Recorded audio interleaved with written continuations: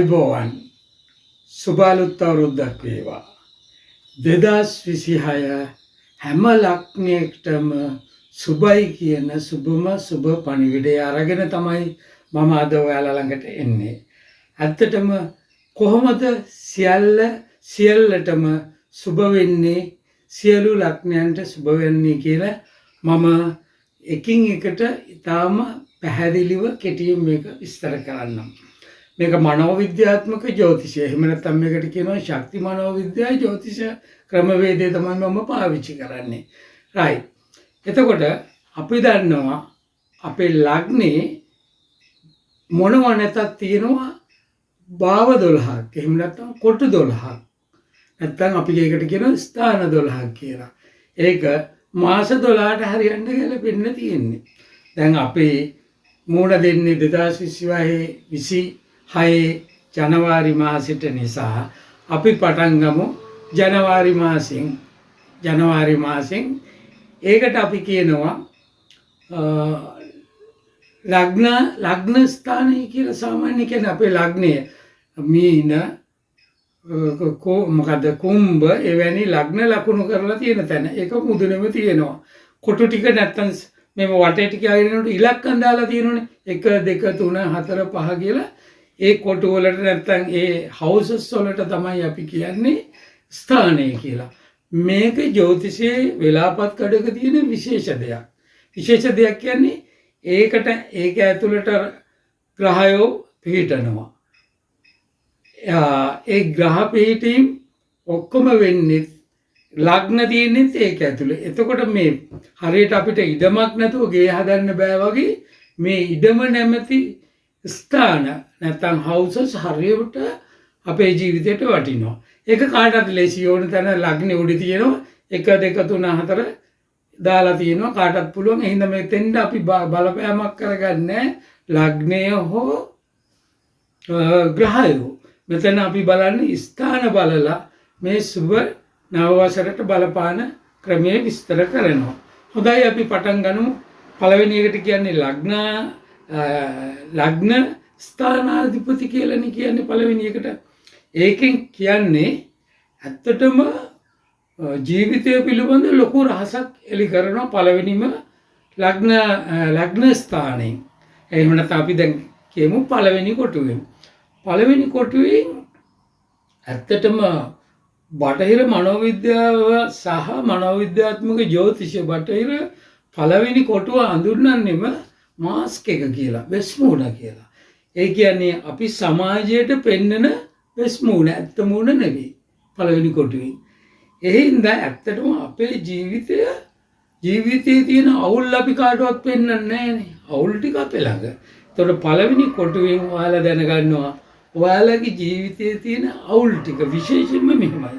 වෙස්මූණ කියන්නේ අපි සමාජයට පෙන්වනවා අපිට ඇති හැකි අපිට ಜಾති තියෙනවා, ගොඩක් ಜಾති තියෙනවා, අපිට හැකියාවක් තියෙනවා කියලා. ඇත්තට මේ පෙන්වන තරමට නෑ. ඒකයි ඔය බටහිර මනෝවිද්‍යාත්මක ජ්‍යොතිෂයේදී ඒකට කියන්නේ වෙස්මුණක් දානවා කියලා. නැති ಜಾති තියෙන විදිහට අපි මවාපානවා. මෙන්න මේක තමයි ලග්නයේ පළවෙනි කොටුවේ ප්‍රධාන. ඇත්තම තත්ත්වයේ ජීවිතය අවුල් වෙනවා. සැක බය තමයි තියෙන්නේ. ජීවිතය තුළ සැක බය තියෙන්නේ. වැඩිපුරම මිනිස්සුන්ට ඒකට මම පස්සේ හේතු කියන්නම්. දෙවනි ස්ථානයේ තියෙන්නේ ඇත්තටම ධනස්ථානය කියලා නේකට අපි කියන්නේ. ධනස්ථානය කියන්නේ ධනෙ. ඇත්තටම ධනෙ කියන්නේ අපි හිතනවා එකෙන් හිතන්නේ සල්ලි, කොළ, නැත්නම් චෙක්ස්, නැත්නම් කාඩ් එකේ තියෙන සල්ලි, account එකේ තියෙන සල්ලි වගේ සහ ඒ සල්ලි වලින් පුරව ගන්න බඩු මුට්ටු කියලා. ඇත්තටම සජීව ශක්ති ජ්‍යොතිෂය තුල මේක හඳුන්වන්නේ අපිට උදව් තියෙනවා. කාගේ උදව්ද මෙතන බලාපොරොත්තු වෙන්නේ? මිනිස්සුන්ගෙන්, ස්ත්‍රීන්ගෙන්, පුරුෂයන්ගෙන් අපිට ලැබෙන උදව්. එතකොට අපිට කඩයක් දැම්මත් අපි බඩු ගන්න ඉන්නේ මේ කට්ටියනේ. මොන විදියට හරි අපිට ධනෙ කියන එක නුවණක් දුන්නත් අපිට ධනෙ විදියට ඒක දෙන්නේ මිනිස්සෙක්. ඒ හින්දා උදව් තියෙනවා. අපේ ජීවිතයේ කොච්චර අවුල් වුණත් පළවෙනි එකෙන් කියන අවුල් කියලා අපිට උදව් තියෙනවා මේ අවුල් ලෙහා ගන්න. තුන්වෙනි එක තියෙන්නේ සහෝදර ස්ථානය කියලා කතා කරන්නේ. ඇත්තටම සහෝදර ස්ථානය කියන්නේ ප්‍රබල දෙයක්. ඒකෙන් වෙන්නේ ජීවිතය තියෙනවා මට.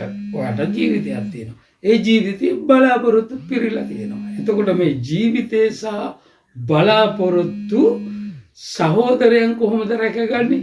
ඒ වගේම රැකගන්න ඕන. රැකගන්න නෙමෙයි. මේකෙදි කියන උසස් බලයකට එහෙම නැත්නම් අපි කියන සජීව ශක්තියට ආදරයට කියන සජීමාතට බාර දෙන්න ඕන. අපේ බලාපොරොත්තු, අපේ අවශ්‍යතා, අපේ ජීවිතේ සජීමාතට මේ අවුරුද්දේ අපි බාර දෙන්න ඕන. අපි ඒ කියන්නේ ඕම් ශ්‍රී සජීමා ජය ශ්‍රී සජීමා ජය ජය සජීමා ජය.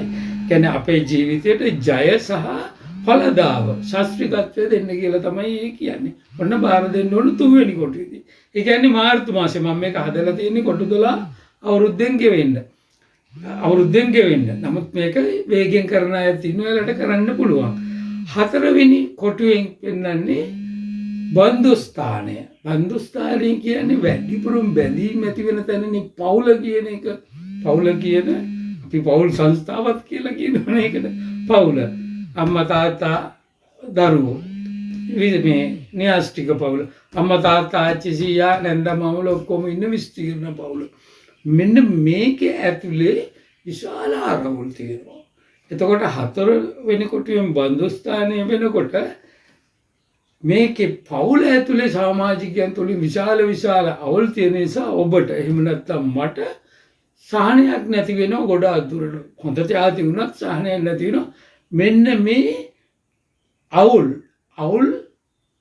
හොඳටම වැඩි වෙලා තියෙනවා නම් ඔයාට නැත්නම් මට කරන්න තියෙන දේ තමයි මේ අවුල් ලියාගන්නේ කොහොමද කියලා බලන්න. පවුලේ එක එක්කනත් එක්ක තියෙන අවුල අපි ලියනවා කොලේක. ලියාගන්න කල්පනා කරන විදිය. මොකද අපිට ඉදිරියට යන්න බෑ පවුලේ ඇතුලේ අවුල් තියාගෙන. ඊළඟ කාරණේ තමයි පුත්‍රස්ථානය කියනවා. ඇත්තටම මේ ආදි කාලේ තිබුණු නම් වලින් අද ඒ නම් මේ තරම් වළංගුත් නෑ වගේ අපිට තේරෙනවා. පුත්‍රස්ථානය කියන්නේ අර පවුලේ අයගේ ඒ කියන්නේ පුත්‍රයා වැඩියාගෙන් සමාව ගන්න ඕන මං ඔයාලට වැරදි කරා වගේ එකක්. ඒතර පුත්‍රස්ථානය කියන එකෙන් ඒ කියන්නේ පස්වෙනි කොටුවෙන් මැහි මාසයට අදාළ කොටුවෙන් වෙන්නේ අපි කරපු වැරදි අපි ලකුණු කරනෝනේ මාමට වෙලඳ කරා නැන්දට ආච්චිට සියට මෙම කරා එයාලත් එක්ක ගිහිල්ලා කතා කරන්න ඕන. අලුත් අවුරුද්දේ කතා කරලා මම වැඩ කරා එකට සමා වෙන්න අපි හොඳින් ඉන්න ඕනේ කියලා කතා කරනවා. එතකොට කල වැරදි ටික අපි විසඳ ගන්නවා. දෙවියෝ බුදුන් එක්කත් අපිට වැරදි කරලා තියෙනවනේ. දෙවියෝ බුදුන් গুপ্ত බලවේග ඉවත් එක්කත් කරනවා. යාලත් එක්කත් සෝද සාමයක් ඇති කරගන්න ඕන. ඒතකොට මැයි මාසේ කියවට මැයි මාසේ දිගටම ප්‍රධානත්වය දෙන්නේ ඒකට. අපි කරපු වැරදි වලින් සමාව ඉල්ලලා අය එකට සමාදාන වෙලා හොඳින් ජීවත් වෙන්න. හයවෙනි එකෙන් කියන රෝගස්ථානය කියලා. රෝගස්ථානය කියන්නේ ලෙඩනේ. ඇත්තටම රෝගස්ථානය කියලා කියන්නේ ජ්‍යොතිෂයේදී සජීවාත්මික දෝෂයේදී කියන්නේ මේව චරිත දෝෂ ගැන කියන්නේ. අපිට චරිතය හොඳට ඉන්නවා. ලස්සනට ඉන්නවා, කැපිලා පේනවා, ලොකු ටෝක් දෙනවා. නමුත් අපේ චරිතයේ තියෙනවා පළුදු. බරපතල පළුදු තියෙනවා. ධර්මනේ චරිත දෝෂ වලා වෙනකොට අපි කියමු කට ඇරියොත් පලාදම රැඳ ගන්නවා.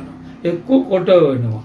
එක්ක හොරහිත, එක්ක වංචාව, එක්ක සැමියා බිරිඳ රවට්ටනවා, බිරිඳ සැමියාට අම්මලා තාත්තලා දරුවෝ රවට්ටන මේ වගේ චරිත දෝෂ බරපතල තියෙනවා. ඒව සමනය කරගන්න තමයි මේ ඒ රෝගේ ඒ චරිත දෝෂ රෝග සුව කරගන්න තමයි ජූනි මාසේ මේ රෝගස්ථානෙන් අපි කරන්න ඕන. එතකොට හත්වෙනි එක ඒක very special. ඕක දන්නව මොකද්ද කියලා. හත්වෙනි කොටුව කියනකොටම දන්නව මොකද්ද කියලා. ඒකට කියන්නේ කලත්‍ර ස්ථානය. කලත්‍ර ස්ථානය කියන්නේ කලත්‍රය කියලා කියන්නේ බිරිඳ හෝ සැමියා. සැමියාට බිරිඳ කලත්‍රය, බිරිඳට සැමියා කලත්‍රය. ඒ වගේම ඇත්තට මේක පුරුල් අතරින් සජීව ශක්ති මනෝවිද්‍යාව තුළ තියෙනවා මේ බිරිඳ සැමියාගේ කතන්තරේ විතරක් නෙවෙයි කලස්ථානයේ තියෙන්නේ හවුල් ව්‍යාපාර කරනවානේ. අපි හවුලේ වැඩ කරනවා. කලා වැඩ කරනවා, දේශපාලන වැඩ කරනවා, මුදල් වැඩ කරනවා, ව්‍යාපාර වැඩ කරනවා. අන්න ඒකේ ඉන්න පාර්ට්නර්ස්ලා හවුල්කාරෝ. ඒ හැබැයි එයාලට කලත්‍රය කියන්නේ නැහැ. නීතියෙන් කලත්‍රය කියන්නේ සැමියා හෝ බිරිඳට. රයිට් කොහොම වුණත් මේ කලත්‍ර ස්ථානයේදී තියෙන ප්‍රශ්නේ තමයි අර ඉහත තියෙන රෝග ලක්ෂණ නිසා පොරෝ කියවිලිද අඬෝ ඇණියද වංචා කිරිලිද ගහගැනිලිද ඔක්කොම තියෙනවා. අපි නමුත් අපි ජූනි මාසෙ වෙනකොට මේක සම්පූර්ණ ඉවර කරන්න ඕන. අපේ සහයෝගයෙන් වැඩ කරන පාර්ට්නර්ස්ලාද නැත්නම් සැමියාද බිරිඳ මෙයාලත් එක්ක හොඳ ජීවිතයක් කරන්න පරණ ජීවිතේ වලලා දාන්න අපි ලෑස්ති වෙන්න ඕන මේ කොටුවේ බලය. ඒ කියන්නේ හත්වෙනි කොටුවට බලයක් තියෙනවා විශාල. මේවා නිකම් මේ කොටු නැත්නම් ස්ථාන ඉලක්කම් දාපු දෙන්නේ. ඒකට බලයක් තියෙනවා. සජීවමය ශක්තියෙන් පූර්ණ වෙලා තියෙන්නේ. අපේ වරදින් අපි ඒව තල්ලු කරලා අපේ බලය පෙන්වන්න යන ඔය කොටු වල ඕකයි ඔය ප්‍රශ්නේ. අටවෙනි එක තියන්නේ එක ටිකක් බය වෙන එක. ඒ කියන්නේ මාරක ස්ථානය කියලා. මාරක ස්ථානය කියන්නේ ටිකක් හිතනවනේ කියලා. හැබැයි ඒකෙදි සජීව ශක්තිය මනෝවිද්‍යාව එහෙම නැත්නම් මනෝවිද්‍යාත්මක ජ්‍යොතිෂය නම් කරන්නේ කාටද මම රිදවලා තියෙන්නේ කියලා ඉස්සල්ලාම බලන්න ඕන කාටද මම රිදවලා තියෙන්නේ කියලා. ඒකෙත් තමයි ලිස්ට් එකක් හදලා මතක් කරගත්තත් කවන්නේ. එතෙන්දී කියන්නේ පවුලේ නෙවෙයි. පවුලේ අයට නෙවෙයි පවුලේ අයගේ ප්‍රශ්න අපි විසඳුවානේ. දැන් මේ 8 වෙනිදී එකතන පවුලෙන් බාහිර සමාජයේ වැඩ කරන තැන සමාජ කටයුතු ඔයගෙ මේවාද මිනිස්සුන්ට අපි කටු ගන්නවා ජරා වැඩ කරනවා නම්මනම් කරනෝනේ. එයාලා හිතරයි දෙනවා අපිත් එක්ක වෛර බැඳලා තියෙනවා. ඒක ඇල්ල සුද්ධ කරගන්න. ඒතර මාරක කියනත් දෙන්නේ. අපි ඇඟිල්ල එන්නකොට පිටිපස්සේ ඩොග් ගාලා ඔලුවට තියන්නේ මාරක ස්ථානෙ කියන්නේ ඒකයි. වෙන මිනිස්සුන්ට අපි වැරදි හෝ අඩුපාඩුකම් කරලා තියෙනවා. ඒ නිසා එයාලා ලකුණු කරගෙන පුළුවන් අය ඉන්නවා අපිට සමාව ගන්න පුළුවන් අය කතා කරලා මචං මෙහෙම එකක් වුණා ඒකට සෝරි සමාව මේක මේ මම ඇත්තටම දුක් වෙනවා ඒ ගැන එහෙම කියන්න පුළුවන්. නමුත් වරපතල හානි කරලා තියෙනවනම් එම් ළඟට ගිහිල්ලා සෝරි කියන්න යන එකේ පොඩි භයානකත්වයක් තියෙනවා. අය ඔළුව පළලා නම් අපි මිනිස්සුකෝ ඇවිල්ලා අපිට පොරෙන් කොටන්නේ සමාව ගන්නකො එච්චරම යන්න බෑ. අපි කියන්නේ එතෙන්දී යම්කිසි පරිස්සම් වීමකුත් වෙන්න ඕන. එතකොට පුණ්‍ය ස්ථානය කියලා කියන්නේ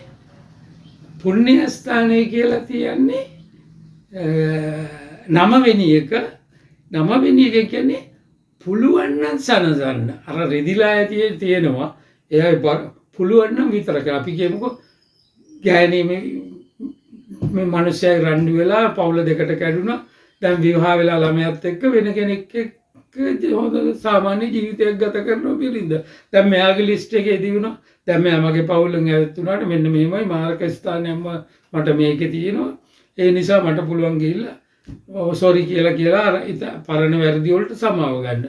නමුත් අර අලුත් සැමියා මෙතෙන්ට මැදිහත් වුණොත් මොකද්ද වෙන්නේ ප්‍රශ්නේ? අන්න ඒ වගේ ඒවා හොඳට කල්පනා කරලා තමයි මේ 9 වෙනි පුණ්‍ය ස්ථානයේ වුණාට පුණ්‍ය වැඩක්නේ සමාව ගන්නවා කියන එක. නමුත් ඒකෙන් අමාරු වැටෙන්නේ නැති වෙන තැනට සුදුසු නොවන පාවිච්චි කරන්න ඕන.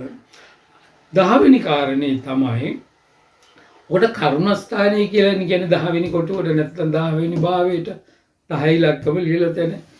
ඒකෙදි තියෙන එක තමයි මේ මම අවංකද කියන එක තේරුම් ගන්න. මම අවංකද කියන එකට පොඩි උදාහරණයක් කියනවා. අපි රක්ෂා කරන නැත්නම් අපි ව්‍යාපාර කරන මේව දියුණු වෙනකොට පල්ලෙහායින් ඉන්න පිරිස අපිට වැඩිය පල්ලෙහායින් ඉන්න පිරිස ගොඩක් ඉන්නවා. අපි ඒ අයට අනවශ්‍ය පාඩ දාන. අපි ඉස්සරේ කඩේ දාපුවලු තපන අනේ එන්න නැන්දේ මම එන්න මහත්තයා නෝනා කියලා කිව්වම ටිකක් එනකොට ගෝලියෝ දාලා කැෂියර් එකට ලොක්කා වගේ ඉන්නවා. නෑ බට්නි ගන්නවා නම් ගන්නවා නැත්නම් යනවා. එහෙම තමයි සලකන්නේ. ක්ලාක් වෙලා ඉඳලා ඩිරෙක්ටර් වෙනවා කියමුකෝ අතරමැද එයාගේ උසස්වීම් ලැබෙනකොට පල්ලෑයට පාඩ දාන කටු ගන්නවා කරන්න තියෙන අකලංචි ඔක්කොම කරනවා. එන්නේ ඒව ඇත්තටම කර්මය කිව්වට ඒක කර්මයක් තමයි ක්‍රියාවේ ජරා කර්මයක් නේ ලොක්කෝ. ඒතකොට අපේ ව්‍යාපාර දිය වෙනකොට එහෙම නැත්නම් අපේ රක්ෂාවලින් උසස් වීම වෙනකොට ප්‍රාදේශීය මන්ත්‍රී අඩුම ගානේ නියෝජ්‍ය ඇමති වෙනකොට පාඩ දානවනේ. එහෙම නෙවෙයි. ඇත්තටම යහපාලනයක් නැත්නම් හොඳ පාලනයක් තුල නම් එයයි ඉහළට යන්න නැවිලා මිනිස්සු ළඟට එන්න ඕන. අන්න ඒ ගානට අපිත් එන්න ඕන. දැන් හාමුදුරුවෝද පාදස්ලට සමහර ඉන්න මෙයාලට ලොකු බලයක් හම්බුනා වගේ තමයි මිනිස්සුන්ට බනින්නේ, පාලනය කරන්නේ, කතා කරන්නේ නැහැ. එයාලා මිනිසුන් තුලින් තමයි ජීවත් වෙන්නේ. එතකොට එයාලා නිතරම දායකයන්ට හොඳ තියෙන්න ඕන. මම මේක කියන්නේ කිව්වොත් ගොඩාක් අනවශ්‍ය කාරණා මතුවේ. මම ඒක පුණ්‍යස්ථානයේ ටම බාර දෙනවා. ඒ කර්මස්ථානය මම අවංකද කියන එක ඔයා මම බලන්න ඕන ඔක්තෝබර් මාසේ. නොවැම්බර් මාසේ තියෙන්නේ අයස්ථානය කියලා තියෙනවා. අයස්ථානය කියනකොට අපි දෙන අයවැය කියනවනේ. අපිට මොනවා හරි ලැබෙනවා. අය කියනකොටම අපි හිතන්නේ අර කොල සල්ලි කියලා නෑ. ජාතිය අපිට ලැබෙනවා. ඇත්තටම අපිට ජීවිතය හරියටම හරි ට්‍රැක් එක. මොකද දැන් මාස 12න් 11ම ගිහින් තියෙනවා මේ වැඩේට.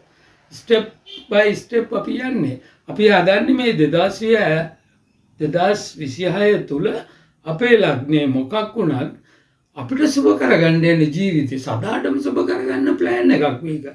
එතකොට ඇත්තම අයස්ථානය කියන්නේ අපිට ලැබීම් තියෙනවා. සල්ලිද, ධනේද, ආදරේද, කරුණාවද, නම්බුවද ඔක්කොම අපිට අය වෙන જાති කාගෙන්ද අය තියෙන්නේ? උඩින් අහසෙන්වත් පොළොවේ ටිකවත් මිනිස්සු ආශ්‍රයෙන් තමයි ලැබෙන්නේ. මෙතන මිනිස්සු තමයි මේ හැම එකකටම අපිට වටින්නේ මිනිස්සුත් එක්ක හොඳින් ඉඳීම තමයි වටින්නේ. එතකොට මිනිස්සුත් එක්ක නිතරම රණ්ඩු වෙන මිනිස්සු ඉන්නවා ඉහළ නගින්න සල්ලි වෙන්න. නමුත් එයාලට මේක හරි වටිනවා. මොකද දන්නවද? අපිට ඉහළින් ඉන්නවා කවුරු හරි. ඒක අපි බුදුවරු කියනවා, දෙවිවරු කියනවා.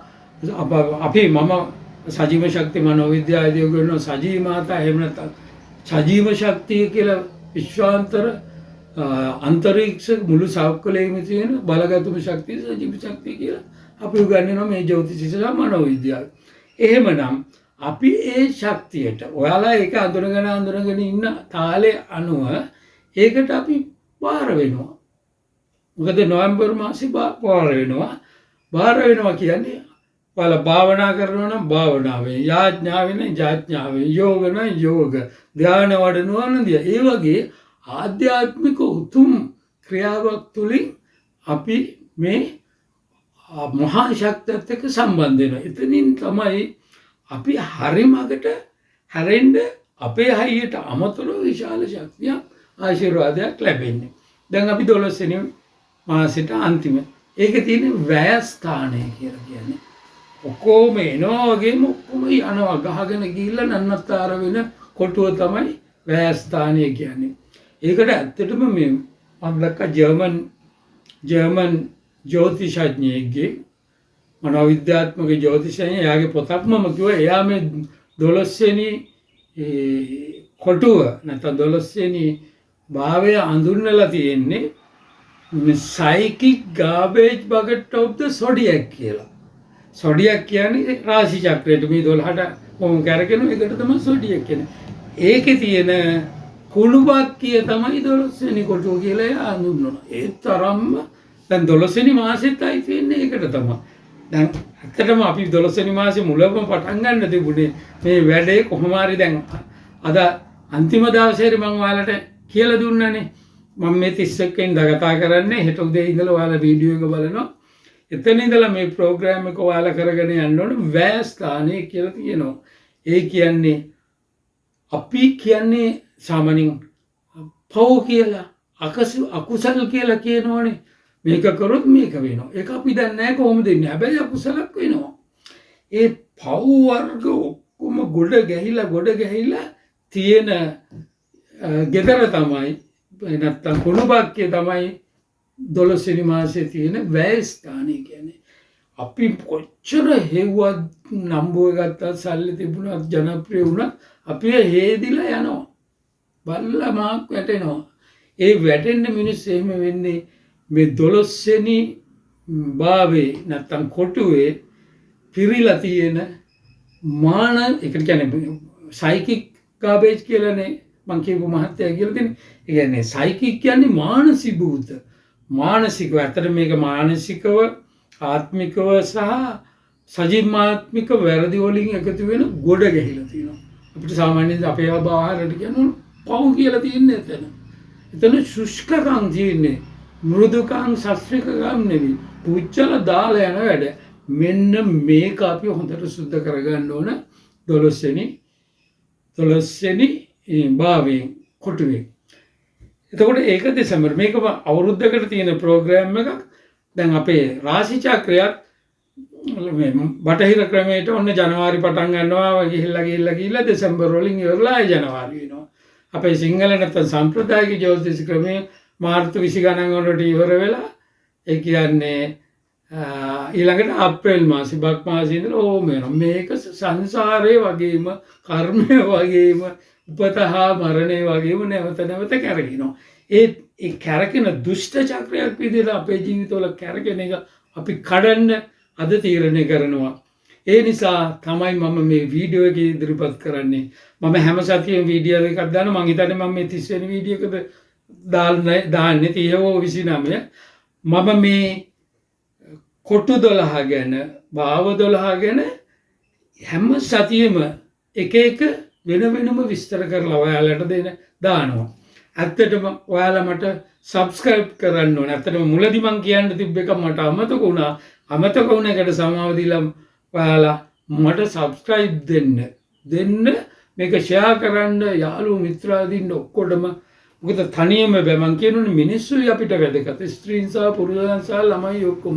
එයාලගේ හයියෙන් තමයි ගොඩ එන්නේ. එහෙනම් මේක හැමෝටම ෂෙයා කරන්න. මට හොඳ අවංක චේතනං ඔබේ ගුප්ත ගුරුවරයා මම තව ගුප්ත වැඩ ගොඩාක් ඔයාලට කියලා දෙනවා. ඒ නිසා මට සබ්ස්ක්‍රයිබ් එකක් දෙන්න. බොහොම ස්තුතියි.